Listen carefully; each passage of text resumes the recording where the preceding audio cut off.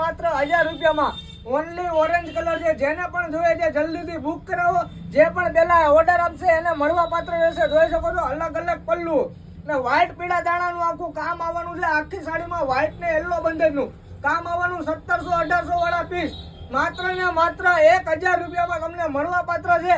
Shipping charge extra રહેશે। આમાં જોઈ શકો છો પટોળા ટાઈપનો પલ્લુ આવશે, ઓરેન્જ કલરનો પીસ આવશે, જોઈ શકો છો।